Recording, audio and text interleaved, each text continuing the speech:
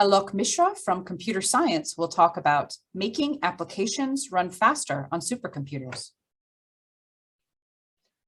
Supercomputers are used everywhere, ranging from quantum particle analysis to weather forecasting to deep space exploration. But it gets difficult for application scientists to keep up with its ever-changing need and architecture. My research makes the life of application scientists easier by automatically converting their code to run faster on a supercomputer. So let me start by addressing what is a supercomputer. A supercomputer is a large cluster of computers that is notably faster than a standard computer. For instance, currently the world's fastest supercomputer is more than 1,000,000 times faster than your MacBook. So why and how are supercomputers fast? As seen on the screen, they have a large number of computers that work in parallel. Make a note of it. They work in parallel.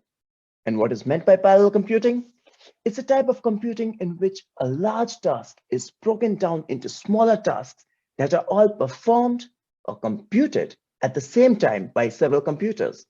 Hence, a large amount of computation can be completed relatively quickly. Now, around the turn of the century, NVIDIA introduced what we now know as Graphical Processing Unit, or GPUs, a chip that can be found in everything from your phones to laptops to gaming consoles and so on. The task of a GPU is to render graphical images on screen. How a GPU works? They have a large number of processors which divide the computational load between them and work in parallel. Hang on, isn't that how a supercomputer works? As a matter of fact, it is. So supercomputer designers began to use GPUs into their design in order to improve performance. However, there are a few challenges that application developers face today. For starters, GPU programming is extremely difficult. Then, not all applications are suitable for GPUs, and if you're not careful, you might end up with far less performance than expected. Moreover, supercomputers only started using GPUs in the last decade, whereas many previous applications are already written to run without GPUs. And as mentioned before, converting them to run on GPUs is exceptionally challenging. That's where I come into picture.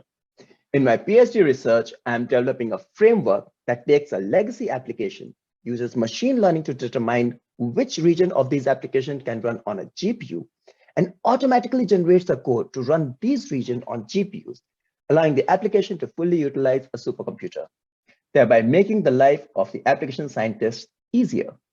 Now, GPUs are not restricted to supercomputers alone. In future, we could easily extend my work to be used on any device that has a GPU, like your mobile phone, to make everyone's life easier. Thank you.